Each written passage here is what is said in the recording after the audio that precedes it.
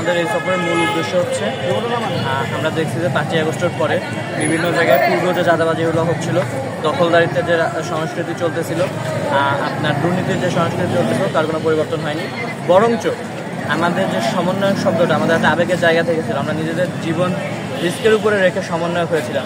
250-টিরও বেশি design option নিয়ে Walton smart fridge, বোঝে আপনার প্রয়োজন।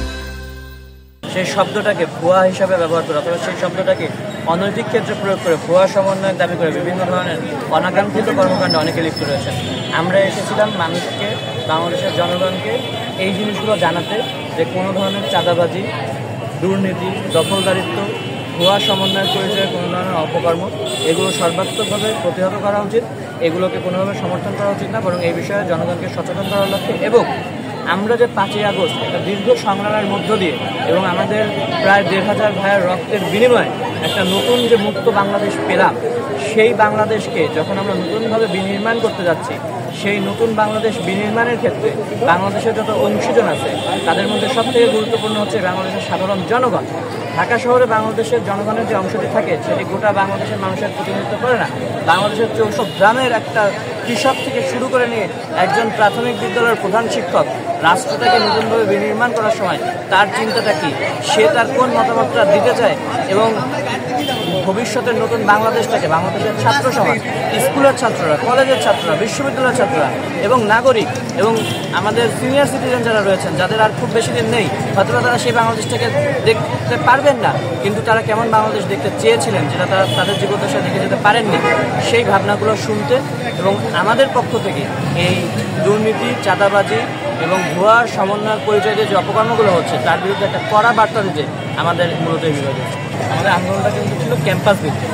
তো এই কারণে যখন আমাদের আন্দোলনটাকে সুসংগঠিত করার প্রয়োজন পড়লো, যখন আমরা চাইলাম যে আন্দোলনটাকে গুছিয়ে সংঘবদ্ধভাবে একটা আন্দোলন করার, ঐক্যটাকে গড়ে তোলার, তখন আমাদের জন্য একটা প্ল্যাটফর্ম দরকার ছিল।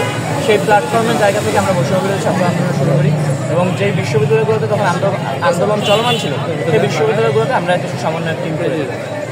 এর বাইরে জেলা এবং উপজেলা পর্যায়ে কোনো সমন্বয় টিম করার প্রয়োজন তখন পড়েনি।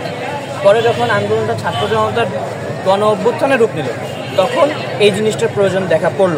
কিন্তু ওই মুহূর্তে আমাদের আসলে যোগাযোগ বিচ্ছিন্ন আমরা ছিলাম ক্র্যাকডাউনের মধ্যে। আমাদের অনেকে আত্মগোপনে ছিলেন, অনেকে গ্রেফতার ছিলেন, অনেকে পুলিশের হাতে গুম ছিলেন।